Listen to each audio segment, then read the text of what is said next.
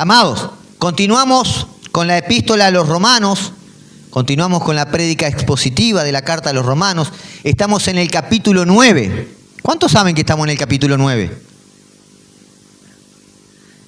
Hoy vamos a desarrollar versículos 19 al 29. Es el cuarto mensaje del capítulo 9.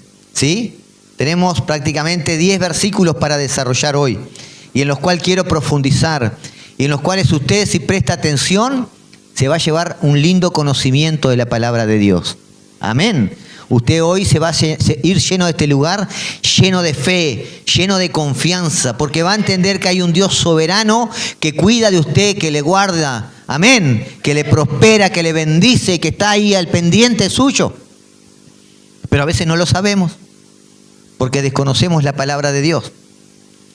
Y cuando escribía este mensaje pensaba un poquito en esta época actual que estamos viviendo.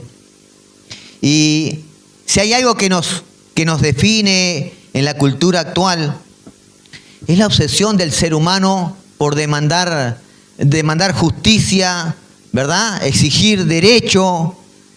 Vivimos en una época en la cual los seres humanos se han sentado por sí mismos en el lugar del trono del juez y han mandado a Dios al banquillo así de los acusados. Como que los seres humanos han querido que Dios vaya al tribunal de los derechos humanos. ¿Sí? Y amados, no nos damos cuenta, pero con esas actitudes y pensamientos nos ponemos en un lugar en el cual evaluamos las decisiones de Dios, cuestionamos su moralidad y aún, por si fuera poco, nos atrevemos a querer decirle a Dios cómo, ¿verdad?, gobernar el universo, cuando nosotros mismos no podemos gobernarnos a nosotros mismos. Y esto no es algo de esta generación. Esto es algo que en todas las épocas ha existido. Y el apóstol Pablo, cuando escribió esta carta a los romanos, él ya vislumbraba el pensamiento del ser humano con respecto a la soberanía de Dios para escoger a sus hijos, ¿verdad?, soberanamente. Ella vislumbraba el corazón del hombre, ¿verdad?, indignado por esta actitud de Dios. Hoy en estos pasajes vamos a tocar un terreno que es uno de los terrenos más confrontantes de todas las Escrituras. Pablo ha venido hablando hasta ahora de la elección incondicional, ¿verdad?, de Dios sobre su pueblo, de la soberanía de Dios. ¿Recuerdan cuando Pablo nos habló que escogió a Jacob sobre Saúl? ¿Recuerdan? ¿Sí? Y que nos dijo que esa elección no fue por algo malo o algo bueno que hubiesen hecho, sino fue elección soberana. Dios soberanamente escogió a uno en lugar de otros. Pero también yo les dije que todo este despliegue que Pablo está haciendo de conocimiento, de información sobre la elección soberana, ¿verdad?, la elección incondicional, sobre la soberanía de Dios, ¿sí?, viene de la mano con que Pablo quiere probar que las promesas de Dios no han fallado por el hecho de que muchos israelitas continúan sin creer en Cristo. Ese es el fundamento esencial de este mensaje. ¿Sí? Dios no ha fallado en sus promesas. Y Pablo lo dice en el versículo 6. Pablo dice, ahora bien, ¿acaso Dios no cumplió su promesa a Israel? Y continúa diciendo, no, porque no todos los que nacen en la nación de Israel son en verdad miembros del pueblo de Dios. O sea, Pablo está diciendo que dentro del Israel natural, dentro del Israel que conocemos geopolítico, dentro de los descendientes de Abraham, hay un Israel espiritual. Y ese Israel espiritual son todos aquellos que Dios ha escogido a lo largo de la historia de la humanidad, con lo cual Él está conformando su pueblo. Amén. Por lo tanto, Pablo dice, no es que la promesa de Dios haya fallado. No todos los israelitas son en verdad el Israel de Dios. ¿Sí? Ahora, en el último mensaje que yo desarrollé del versículo 14 al 18. Y hubo dos versículos muy fuertes, dos versículos que deberían destruir todo orgullo. Deberían destruir estos dos versículos todo pensamiento, ¿verdad?, de autosuficiencia.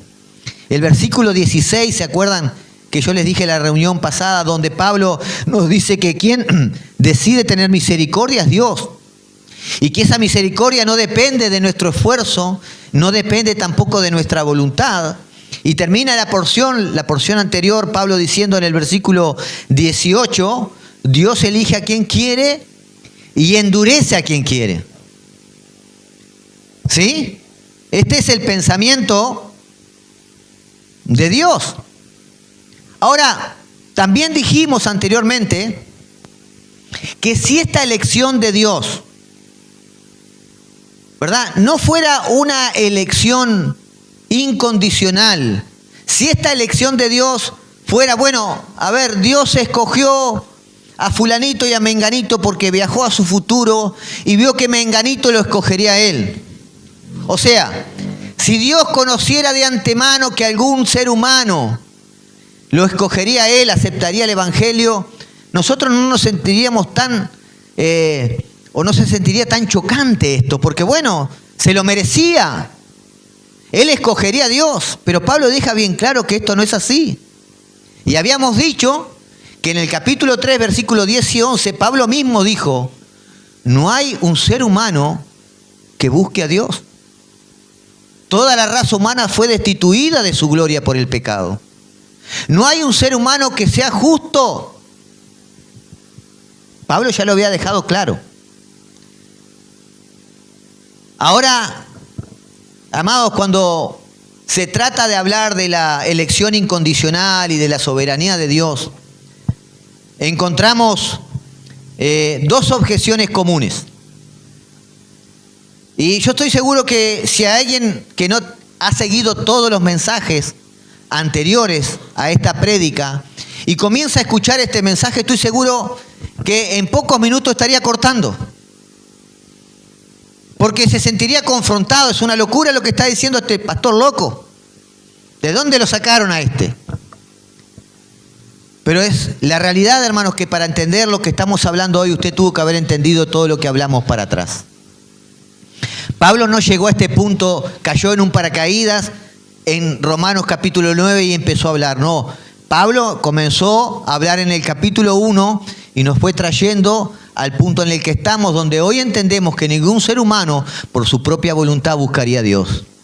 Y que por gracia y misericordia Dios escoge, ¿verdad?, no mirando lo bueno o lo malo, escoge por soberanía. ¿Sí? Entonces, sobre este pensamiento hay dos objeciones. La primera objeción es que Dios es injusto al elegir a uno en lugar de otro. Algunos piensan, bueno, pero si es así, Dios es injusto. ¿Por qué elige a uno? Porque sí, capaz que el otro era más bueno. Y esto lo explicamos la reunión pasada entre el versículo 14 al 18, ¿sí? Esta respuesta a que Dios es injusto al elegir a uno en lugar de otro. Y hoy vamos a atender, o Pablo va a atender a otra objeción con respecto a la elección incondicional y la soberanía de Dios, más apuntando hoy a la soberanía de Dios, ¿sí? Hoy Pablo va a atender el reproche ante la doctrina de la elección incondicional, ¿verdad?, que el hombre hace a menudo, ¿verdad?, intentando justificar su incredulidad y culpando a Dios, ¿verdad?, cuestionando cómo puede ser que Dios me juzgue a mí si nadie puede resistir su voluntad. En otras palabras, a ver, ¿cómo puede ser que Dios me juzgue y me condene a mí si yo no tuve posibilidad de elegir? ¿Puede estar ese pensamiento, sí o no? ¿Cómo es que Dios es un Dios justo y así de antemano a mí ya me desechó, no me escogió? Puede haber este pensamiento, ¿verdad?, ante lo que hemos hablado. Y Pablo va a rebatir ese argumento, ese pensamiento en esta ocasión. ¿Sí?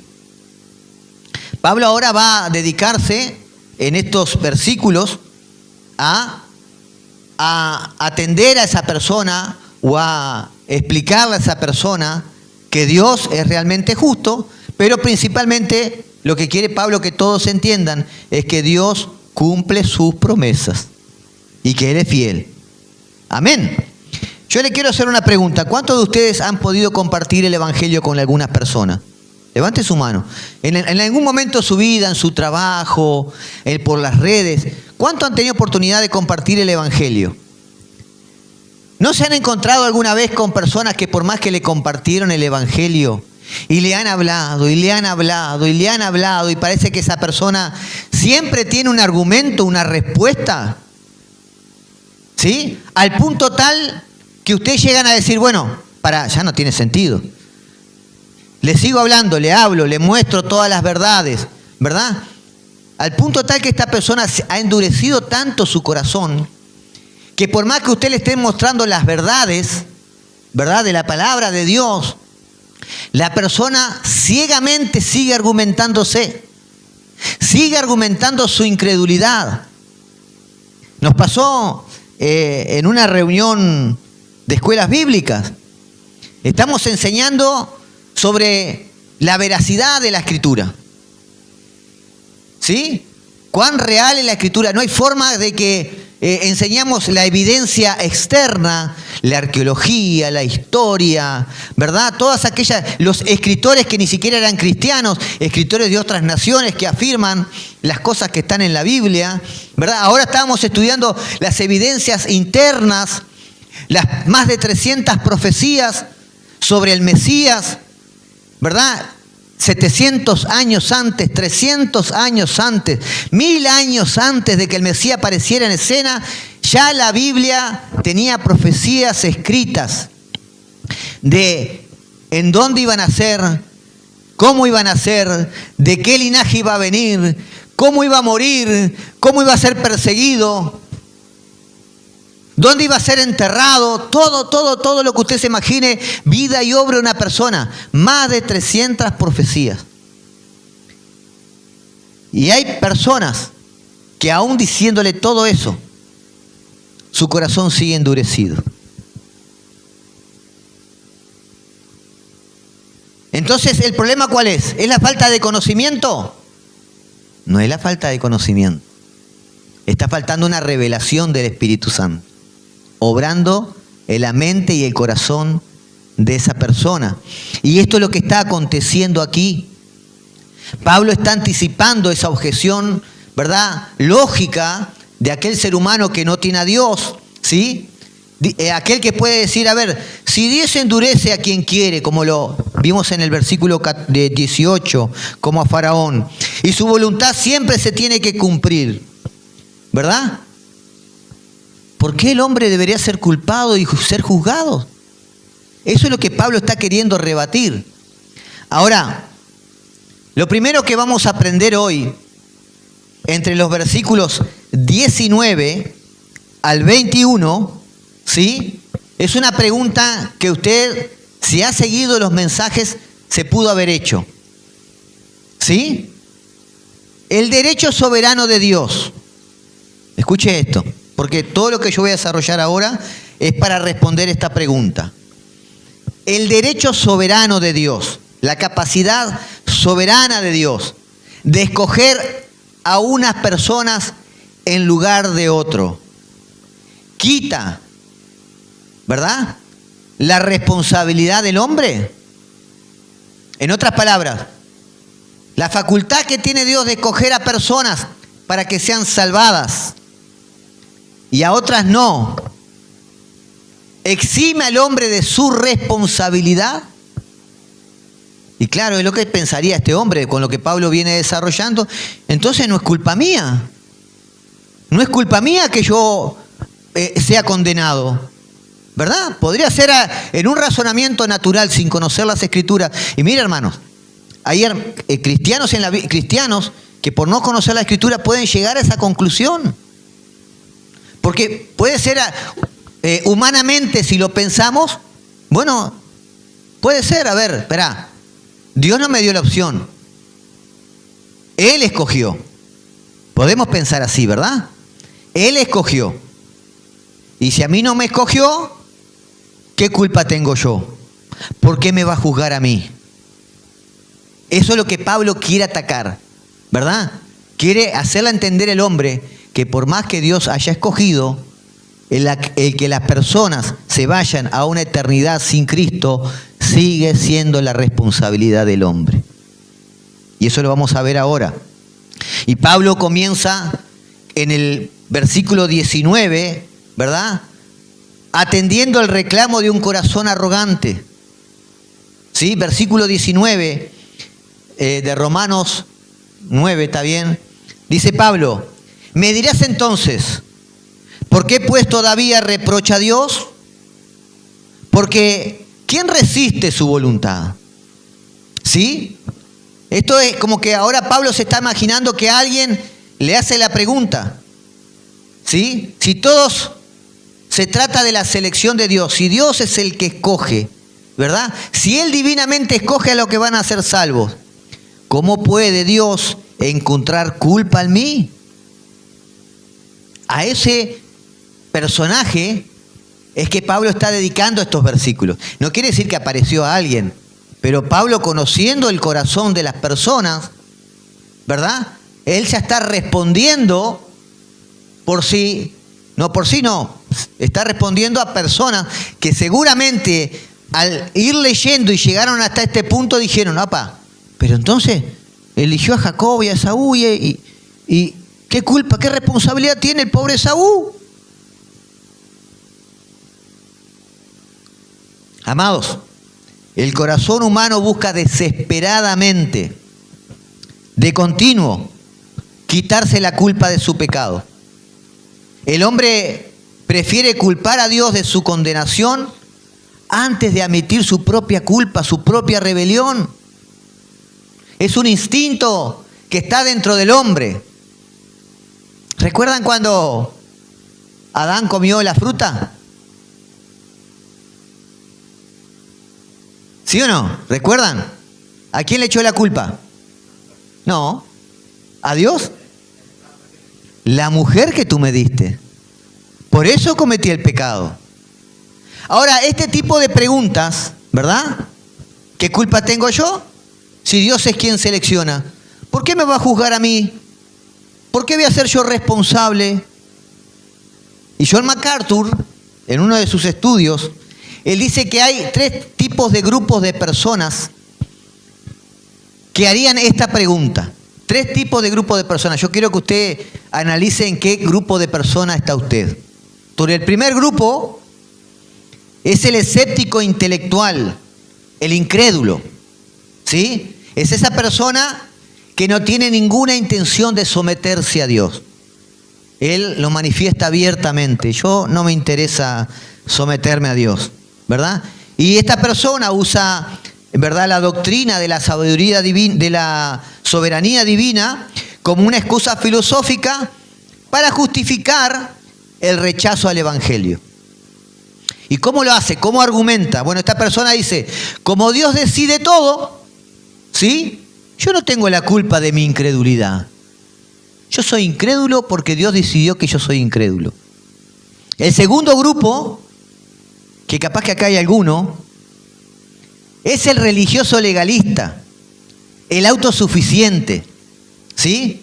Es aquel que cree que la salvación debe ganarse por méritos, por buenas obras, o, como en el caso de los judíos, los cuales estaban siendo confrontados por Pablo, ¿verdad?, que ellos creían que alcanzaban la salvación por su linaje, por su herencia, ¿verdad? A este grupo, dice John MacArthur, le indigna que la salvación dependa enteramente de la gracia de Dios y de la elección de Dios. ¿Por qué? Porque le quita el control y le da derecho a jactarse. ¿Se acuerdan los religiosos, los fariseos, los escribas, cuando se confrontaban con Jesús? Jesús se daba cuenta lo hipócritas que eran, lo religiosos que eran. Ellos habían vuelto la gracia y la salvación de Dios en méritos. Y como no les dio la ley de Dios, pusieron 1000 y tantas leyes arriba. Ahora hay un tercer grupo. Y yo creo que acá hay muchos hermanos, queridos. Y hay un tercer grupo que son creyentes que son inmaduros en la fe. O que están confundidos. No tienen una actitud, ¿verdad?, rebelde como los dos grupos anteriores. Pero son cristianos genuinos. Son nuevos en la fe. Tienen un conocimiento, ¿verdad?, acortado de la palabra de Dios. Y cuando ellos hacen esta pregunta, la hacen con un corazón sincero, por desconocimiento, porque quieren conocer más de Dios. A diferencia de los otros dos grupos que la hacen por arrogancia, ¿sí? Y la hacen como un desafío hacia Dios. Y cuando entremos a leer ahora el resto de los versículos, nos vamos a dar cuenta que por el tono de la respuesta del apóstol Pablo, la persona que está haciendo esta pregunta no proviene, ¿verdad? El corazón de esta persona que está haciendo esta pregunta no es un corazón, ¿verdad?, humilde que busca entender, sino que la pregunta proviene de una persona que tiene un corazón que es rebelde, que busca justificarse y al mismo tiempo acusar a Dios de ser injusto. Amén. Pablo hace la pregunta y comienza su enseñanza, pero lejos ahora de explicar la mecánica filosófica de cómo coexiste la soberanía absoluta de Dios, ¿verdad?, con la responsabilidad humana, Pablo se enfoca en reprender al cuestionador. Pablo va a atender el corazón de esa persona. ¿Vieron cuando yo les decía a esa persona que usted le hablan y le hablan y le hablan y no escucha argumentos y parece que lo que usted le dicen se lo están mostrando acá en la Biblia y él lo está leyendo, pero tiene tantos argumentos en su mente que no le llega al corazón? Pablo ahora está frente a una persona como esa. Y Pablo se da cuenta que si sigue vertiendo argumentos no va a servir de nada, sino que Pablo primeramente lo va a confrontar con la realidad. Pablo ahora, ¿verdad?, va a reprenderlo. Versículo 20. ¿Sí? Dice, al contrario, ¿quién eres tú, oh hombre, que le contestas a Dios? ¿Dirá acaso el objeto modelado al que lo modela, ¿por qué me hiciste así?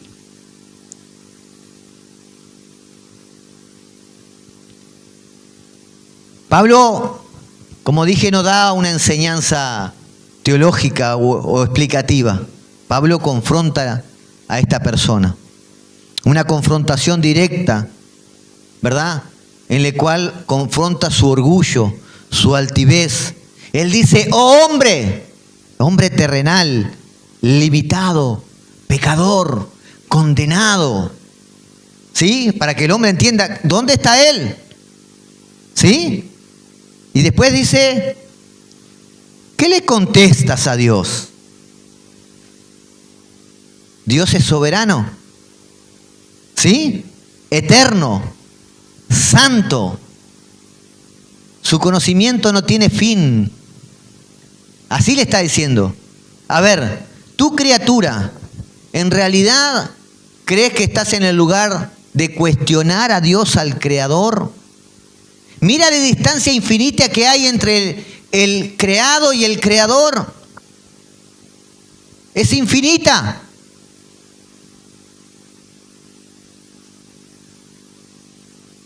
Y Pablo le está haciendo entender a este hombre que hay orgullo en su corazón. Que pretender juzgar a Dios por cómo Dios actúa solo nace de un corazón arrogante, de un corazón altivo. El problema, amados, del que está argumentando aquí no es la falta de información, sino la falta de humildad. El problema del que está argumentando aquí no es la falta de información, sino la falta de reconocer quién verdaderamente es Dios y reconocer que Él es creación de un Dios soberano y poderoso. Ahora Pablo no se queda ahí. En el versículo 21 Pablo reafirma esta exhortación dando un ejemplo, ¿verdad? Y usa el derecho absoluto del alfarero, versículo 21. Él dice, ¿o no tiene el alfarero el derecho sobre el barro de hacer de la misma masa un barro para uso honorable y otro para uso ordinario? En otras palabras, Pablo le está diciendo, ¿no tiene potestad el alfarero sobre el barro? ¿No tiene Dios el mismo derecho que cualquier creador sobre su creación?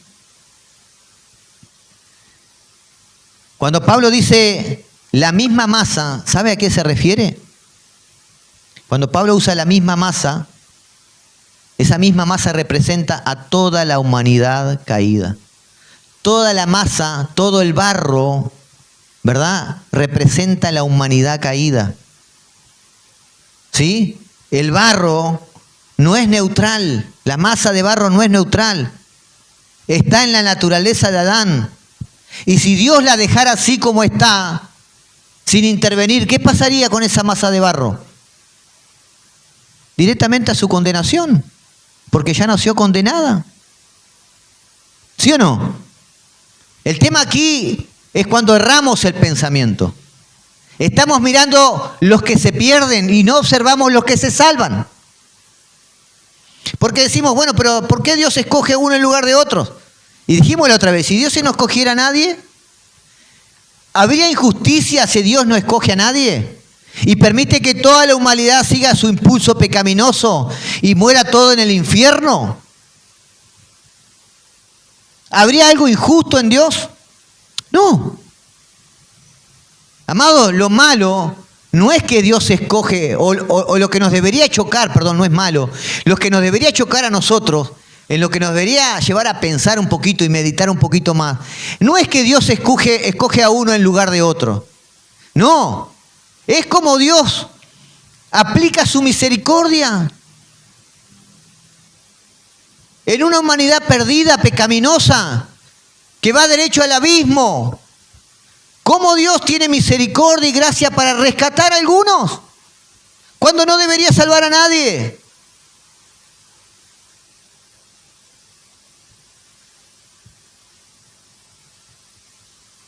Y eso es lo que Pablo le está queriendo hacer entender. Dios es absolutamente soberano en nuestra vida, en el universo, en todo lo que pasa a nuestro alrededor. Pablo usa aquí esta analogía del alfarero, la usa de Jeremías capítulo 18. Dios llama a Jeremías en el capítulo allí 18 y le dice que vaya donde está el alfarero trabajando, que tiene una palabra para él. Y dice Jeremías que cuando llega donde estaba el alfarero trabajando en el torno, este alfarero tenía una vasija de barro, una vasija que estaba moldeando, y de repente esa vasija se deshizo en sus manos. Y el alfarero dice que volvió a hacer otra vasija hasta que pareció que le quedó bien. Y mire lo que dice en el versículo 5. En este momento, dice Jeremías, la palabra del Señor vino a mí y me dijo, pueblo de Israel, ¿acaso no puedo hacer con vosotros lo mismo que hace el alfarero con el barro? Afirma el Señor. Vosotros, pueblo de Israel, sois en mis manos como el barro en las manos del alfarero. Amados, la soberanía de Dios nunca anula la responsabilidad humana. El ser humano que va al infierno por su propia decisión. El ser humano que va al infierno por su propio pecado, no porque Dios lo obligue. El llamamiento es abierto para todos.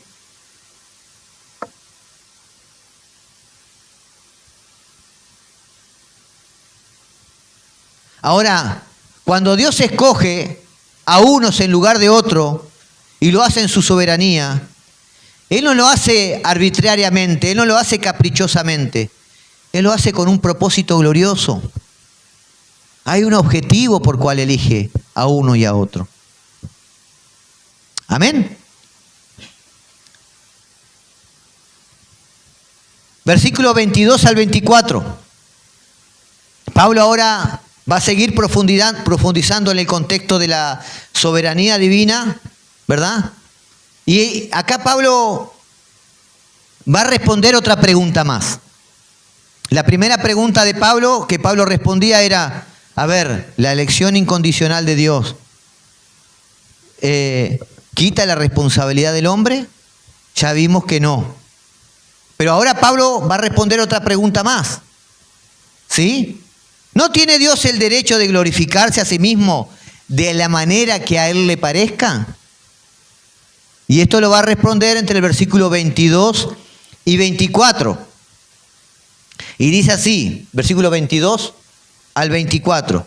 ¿Y qué si Dios, aunque dispuesto a demostrar su ira y hacer notorio su poder, soportó con mucha paciencia a los vasos de ira preparados para la destrucción?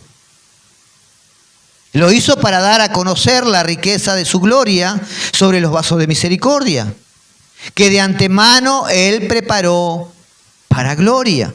Es decir, nosotros, a quien también llamó, no solo de entre los judíos, sino también entre los gentiles.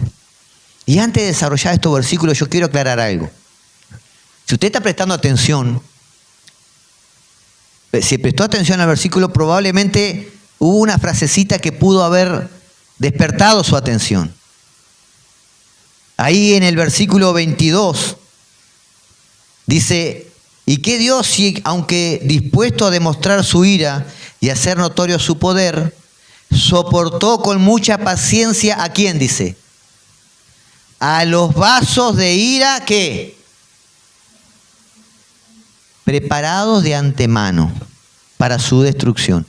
Si usted no entiende el contexto, usted va a decir, bueno, entonces Dios está trayendo a la gente a este mundo para destruirlos. Dios específicamente trae gente a este mundo para destrucción. Bueno, tenemos que entender lo siguiente, y quiero hacer esta aclaración. Los vasos de ira preparados para destrucción, amados, no es que Dios los preparó para destrucción. Los mismos vasos de ira, las personas, ¿verdad?, se preparan ellas mismas para destrucción. ¿Cómo? A través de su propia incredulidad, a través de su propio pecado, a través de la dureza de su corazón. ¿Cómo lo hace? Dios separa su gracia y los deja a su libre albedrío. Dios no empuja a nadie. No hay pecado en Dios. No hay maldad en Dios. Dios retira su gracia, su restricción. Ahora, también Dios simplemente los deja seguir el camino que ellos mismos eligen. Pablo en estos versículos que acabo de leer, respondiendo a la pregunta, ¿verdad?, de que si Dios, ¿verdad?, puede gloriarse a sí mismo de la forma que Él quiere, Pablo responde desde el inicio con un rotundo sí. Él dice, ¿y qué si Dios? ¿Sí? ¿Y qué si Dios, en vez de endurecer a uno, tiene misericordia con otro? El mismo que si Dios que usó cuando Faraón. ¿Sí? ¿Y qué si Dios es para afirmar que nadie puede cuestionar, ¿verdad?, y cambiar lo que el Creador ha determinado? Yo le pregunto, ¿Dios podría traer destrucción sobre los seres humanos? ¿Sí o no? Si Él quisiera, ¿estaría en todo su derecho? Claro que sí. Ahora, si Dios quiere, en vez de traer una destrucción repentina, quiere gloriarse en medio de todo eso, ¿cómo lo hace? Dios lo hace de dos formas. ¿Sí? Si ustedes recuerdan el versículo 22. ¿Y qué si Dios, aunque dispuesto a demostrar su ira y hace notorio su poder, soportó con mucha paciencia los vasos preparados para destrucción? Y ahí está el argumento, ahí está el por qué Dios se glorifica y cómo se glorifica. Lo primero, se glorifica mediante su justicia pasiva, la paciencia de Dios ante el pecado. Dios podría destruir a todos los pecadores inmediatamente, ¿verdad? Sin embargo, el texto dice que Él soportó con mucha paciencia. Dios está postergando el castigo merecido de esos vasos de ira, de los rebeldes, para demostrar que Él no es un tirano, sino que es un juez paciente. Dios se glorifica demostrando esa paciencia, soportando el pecado. ¿De qué otra forma se glorifica? Dios se glorifica mediante su misericordia activa. Dice en el versículo 23, Dios prepara de antemano a vasos de misericordia para llenarlos de su gloria. Dios preparó de antemano. Ahora, ¿cuál es el objetivo? ¿Por qué Dios no destruye de una vez por todas los vasos de ira? ¿Por qué Dios, sabiendo que son pecadores y que lo van a rechazar, por qué Dios, viendo lo mal que están actuando en contra de Él, por qué Dios, teniendo ese rechazo en su naturaleza por el pecado, no lo destruye? El objetivo es que esta paciencia con los rebeldes hace que la salvación brille más fuerte para los escogidos. Amén. Al ver la gravedad de la ira que merecíamos, los creyentes valoramos mucho más la riqueza de su gloria. No podemos entender cuán grande es su gracia si primero no podemos comprender cuán terrible es su ira.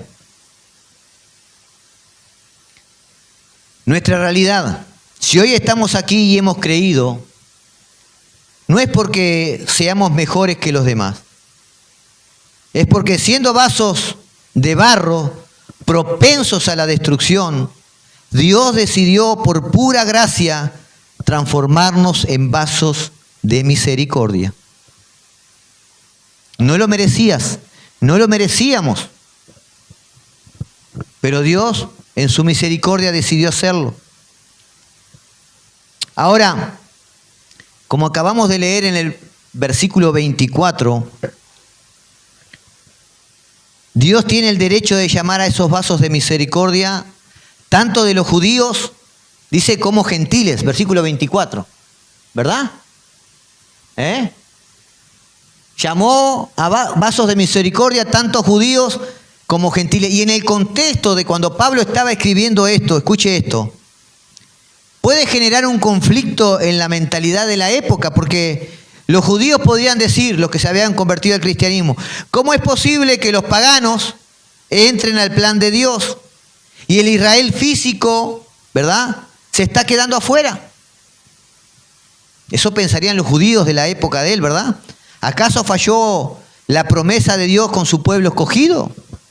Es una promesa, una pregunta que es válida para la gente de ese tiempo al escuchar estos argumentos de Pablo. Y la respuesta de Pablo es no. Dios no está improvisando un plan B porque falló el plan A. Algunos piensan porque Cristo fue a la cruz, Dios tuvo que hacer un plan B. Algunos piensan que porque los judíos lo rechazaron a Él, Dios tuvo que hacer un plan B. Y hermano, si usted conoce la palabra, estaba escrito que lo iban a rechazar. Y era para eso mismo. Su rechazo abrió las puertas para los gentiles. Gloria a Dios, por eso den un fuerte aplauso al Señor. ¡Aleluya! Dios no está improvisando, a ver, salió mal esto, acá voy a cambiar esta situación porque no era lo que yo quería. Y Pablo, hermanos, ¿cómo enseña esto? ¿Cómo nos explica que Dios no falló en su plan? ¿Cómo Pablo nos explica, verdad, que ahora no solo la puerta está abierta para los judíos que se arrepintieron, sino también para los gentiles. ¿Qué va a hacer él? Él no va a inventar una doctrina nueva. Pablo va a ir al Antiguo Testamento, a las profecías del profeta Oseas y al profeta Isaías, ¿sí? Con la cual, ¿verdad? Ya estaba profetizado, ¿verdad?, que los gentiles iban a ser incluidos en el plan de Dios. Y también estaba profetizado que la mayoría de Israel iba a rechazar al Mesías. Así que yo quiero invitarte ahí, versículos 25 y 26. Aquí Pablo ahora ya nos habló que hay una responsabilidad del hombre por más que Dios escoja soberanamente a las personas para tener misericordia y salvarlos. Hemos visto que Dios, ¿verdad?, en su soberanía, Él, ¿verdad?, puede glorificarse de la forma que Él quiera, dice Pablo. Y lo vemos, ¿verdad?, teniendo paciencia con los vasos de ira. Pero ahora Pablo nos va a mostrar cómo es que realmente se cumple la promesa de Dios. Pablo nos va a mostrar que los gentiles no fueron un plan B, sino que Dios estaba tomando en cuenta más de 700 años antes de algunas de estas profecías. Primero lo que nos va a mostrar Pablo es a través del profeta Oseas, el milagro de nuestra adopción. Y lo segundo, a través del profeta Isaías, que Dios siempre iba a salvar un remanente fiel de Israel. Dios había determinado que no todo Israel se iba a salvar. Dios iba a escoger un remanente fiel. Versículos 25 y 26. Ya estamos terminando. Dice así, como también dice Oseas, a los que no eran mi pueblo llamaré pueblo mío, y a los que no era amada mía. Y sucederá que en el lugar de donde se dijo, ustedes no son mi pueblo, allí serán llamados hijos del Dios viviente. Usted tiene que entender una cosa, porque yo voy a leer ahora las profecías de Oseas. Pero usted tiene que entender una cosa. ¿Cuántos han leído algo del profeta Oseas? La gran mayoría no, estoy seguro. Miren, usted tiene que entender esto porque si no, cuando yo lea las profecías, usted no va a entender qué es lo que está diciendo. Oseas, el profeta Oseas, la vida familiar del profeta Oseas, Dios la usó para que funcionara como una metáfora viviente de una expresión de su relación, de la relación de Dios con el pueblo de Israel. O sea, Dios le ordena a Oseas casarse con una mujer que era promiscua, que era prostituta. No podía, un siervo de Dios no podía, tenía que casarse con mujeres vírgenes, ¿sí? Pero Dios le dice a Oseas, busca a Gomer, una mujer que era una promiscua, una prostituta. Y le dice que se case con ella. ¿Verdad? ¿Qué es lo que quería Dios demostrar a través de esto? Miren cómo Dios hablaba. Dios no solamente hablaba de palabra, sino usaba metáforas, ¿verdad? Y en la vida real de Oseas, ¿sí? Oseas representaba a Dios y Gomer representaba al pueblo de Israel. Un pueblo que se prostituía detrás de otros dioses. Ahora, después de contender un poco, el profeta obedece a Dios, toma a Gomer por mujer. Pero al poco tiempo, Gomer abandona a Oseas y se va detrás de otros amantes. Y Dios le dice, bueno, ahora ve a buscar a Gomer, paga el rescate, perdónala y restaura el matrimonio. ¿Qué es lo que estaba diciendo Dios? Israel se prostituyó detrás de otros dioses, detrás de otros ídolos de otras naciones. Pero por misericordia, yo voy a pagar el rescate. ¿Cuál fue el precio del rescate? Jesucristo. Amén. Lo voy a perdonar y lo voy a restaurar. Amén. Así, a través de la vida de Oseas, Dios expresaba lo que su relación con el pueblo de Israel. Pero esto no queda ahí. Ellos tenían 3 hijos, ¿sí? Uno se llamaba Lo-Amí, el otro se llamaba Jezreel y el otro se llamaba Lo-Ruamá. Cada uno de ellos significaba algo. Lo-Ruamá. El nacimiento de Lo-Amí, que significaba no sois mi pueblo, ¿sí? Fue cuando Dios hizo una ruptura, o cuando hubo una ruptura, ¿verdad?, de Dios con el pueblo de Israel. ¿Sí? Al llamarlo así, Dios declara formalmente el rechazo temporal y repudio hacia el pueblo de Israel debido a la constante idolatría. Dios lo había desechado, Dios lo había reprobado. Por eso llamó así su hijo. El otro hijo, que se llamaba Jezreel, quiere decir Dios dispersa.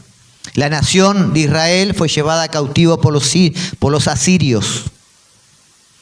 Y el otro hijo se llama Lo-Ruamá, que significa no compadecida o sin misericordia. ¿Entendió? Lo-Ruamá, ¿sí? Lo-Amí, lo que significa. Bueno, ahora voy a leer las profecías que Pablo está mencionando. Oseas capítulo 1, versículo 10. Capaz que hasta para buscarlo debe ser difícil. Oseas capítulo 1, versículo 10.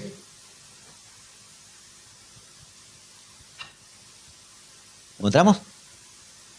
Bien. Dice, con todo, será el número de los hijos de Israel como la arena del mar, que no se puede medir ni contar, y en el lugar donde les fue dicho, vosotros no sois mi pueblo, les será dicho, sois hijos del Dios viviente. ¿Ok? Donde se les dijo, vosotros no sois mi pueblo, en el mismo lugar les será dicho, o sea, Dios estaba previendo restaurarlo. Primero los desechaba, ¿sí? Los mandaba al cautiverio. Pero Dios dice, después de un tiempo, donde fueron llamados, no soy mi pueblo, en el mismo lugar serán llamados nuevamente, ¿sí?, hijos del Dios viviente. Capítulo 2, versículo 23 de Oseas. Oseas capítulo 2, versículo 23. Y la sembraré para mí en la tierra, y tendré misericordia de Lo-Ruamá. Y diré a Lo-Amí, tú eres pueblo mío, y él dirá, Dios mío. En estas 2 porciones de esta profecía, ¿qué es lo que vemos aquí? Primero, el rechazo legal de Dios. Dios rechaza al pueblo de Israel porque Israel de continuo se iban detrás de otros dioses. Era un pueblo adúltero espiritualmente, ¿sí? Debido a la idolatría del reino del norte de Israel, Israel fue castigado por Dios. Él le dijo, vosotros no sois mi pueblo, Lo-Amí. Al perder su pacto, escuche esto, necesita entender esto. Al perder su pacto, los judíos quedaron exactamente en la misma condición espiritual que los gentiles. Ya no había un pacto de parte de Dios con ellos, porque también el pacto de Dios con ellos tenían que respetar las leyes, no tener otros dioses, los 10 mandamientos, ¿verdad? Cuando hay un pacto entre 2 personas, una persona por una parte y la otra persona por otra parte. Dios les dijo, yo los voy a prosperar, los voy a bendecir, ustedes serán una gran nación, pero tienen que respetar los mandamientos. No fue así. Llega el punto en el cual Dios, ¿verdad?, les dice, ya no son más mi pueblo. Por lo tanto, ese pacto se rompió. quedaron en la misma condición que los gentiles, que nosotros. No teníamos un pacto con Él. Estaban separados de Dios y sin ningún derecho. ¿Sí? Pero Dios promete un rescate, y ese rescate iba a ser por medio de la gracia. Dios promete que a pesar del rechazo de Israel, por gracia y por misericordia Él iba a actuar. Y en el mismo lugar donde fueron rechazados, Dios los perdonaría y ellos le dirían: sois hijos del Dios viviente. Ahora, entendimos que Israel, por el rechazo de Dios, quedaron en la condición en la cual los gentiles estaban. Entonces, ¿qué hace lo que hace? ¿Qué enseñanza nos trae el apóstol Pablo aquí? ¿Cómo explica Pablo la lógica de Dios? ¿Sí? Si Dios tiene el poder de tomar a un pueblo que fue rechazado, como Israel, que lo rechazó, y volverlo a adoptarlo como sus hijos, ¿verdad? También tiene el poder para tomar pueblos paganos, o sea, los gentiles, para adoptarlos por la fe como sus hijos. Esa es la enseñanza que Pablo está haciendo. Ahora, por último, lo segundo que Pablo dice acá es que Isaías advertía que Dios siempre salvaría solo un remanente fiel de Israel. Dios no iba a salvar a toda la nación de Israel. Iba a salvar solo un remanente fiel de Israel. Versículo 27 al 29, y terminamos con esto. Isaías también exclama, dice, versículo 27, Romanos capítulo 9, versículo 27 al 29. Isaías también exclama en cuanto a Israel: aunque el número de los hijos de Israel sea como la arena del mar, solo el remanente será salvo, porque el Señor ejecutará su palabra sobre la tierra cabalmente y con brevedad. Versículo 29, y como Isaías dijo: si el Señor de los ejércitos no nos hubiera dejado descendencia, hubiéramos llegado a ser como Sodoma y Gomorra, y hecho semejante a Gomorra. Ahora vamos a entender esto, pero Pablo usa las citas de Isaías. Isaías capítulo 10, vamos a ir. Isaías capítulo 10. Ya estamos terminando, rapidito, este es el último punto. Isaías capítulo 10, versículo 22. Acá vamos a ver qué Pablo está tomando del Antiguo Testamento.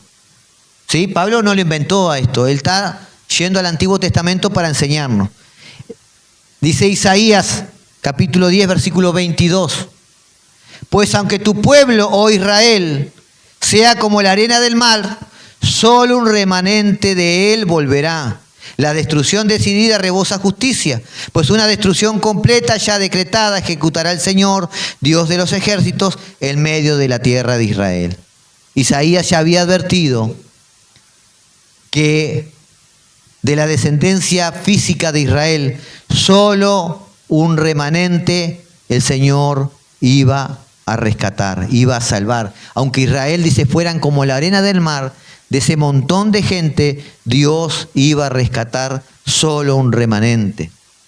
Ahora Pablo usa esto para consolar y para corregir, porque el hecho de que la mayoría de los judíos de esa época rechazaran a Cristo, esto nos da a entender, ¿verdad?, que Dios no rompió su pacto.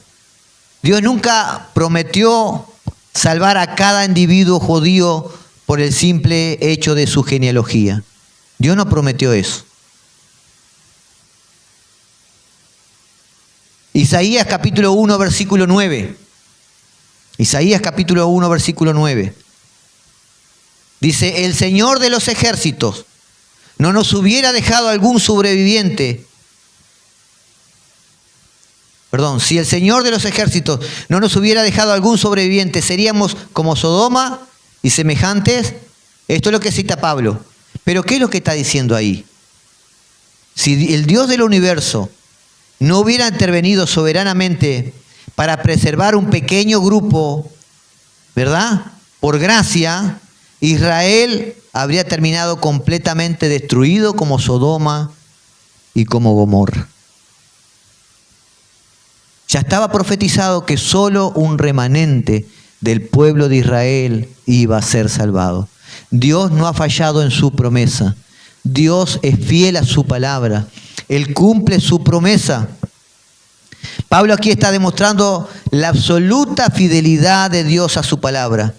La salvación nunca operó por herencia de sangre, sino por la libre elección de Dios. Amén.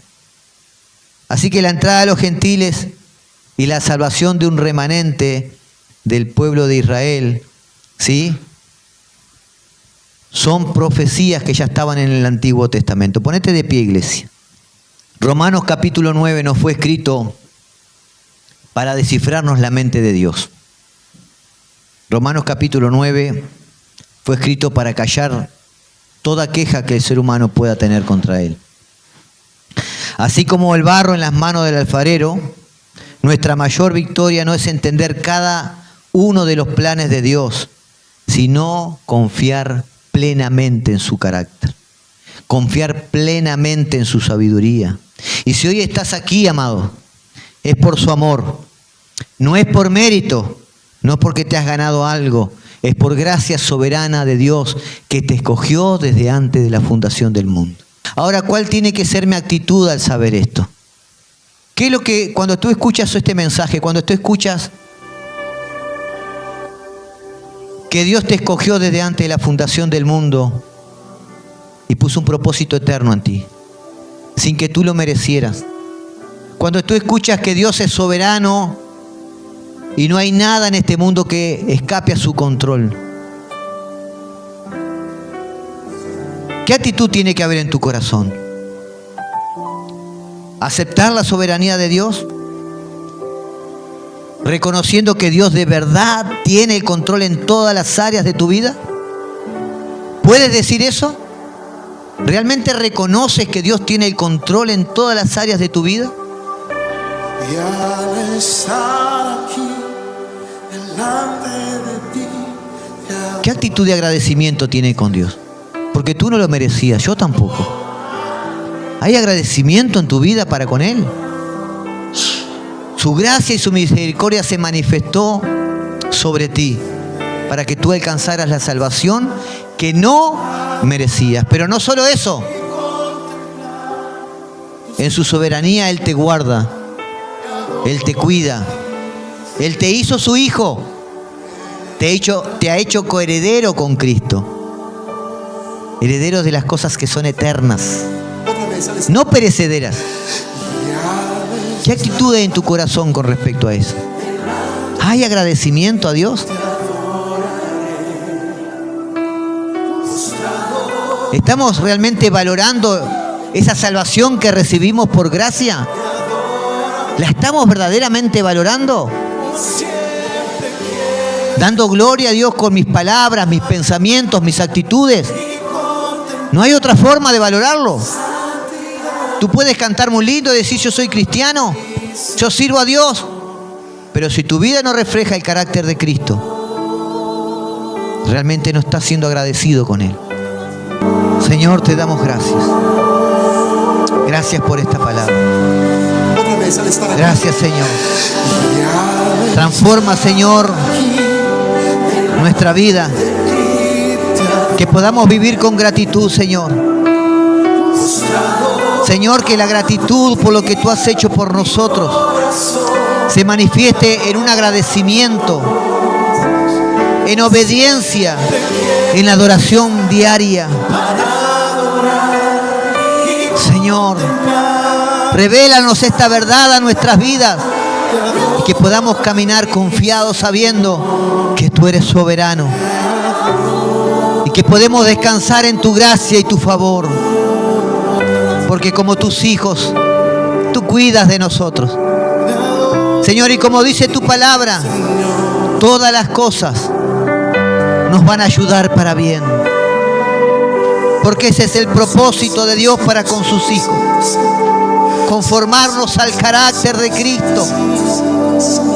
Señor, despierta la iglesia. Avívanos con un sincero deseo Tu fidelidad de agradecerte a ti por todo, Señor. es grande.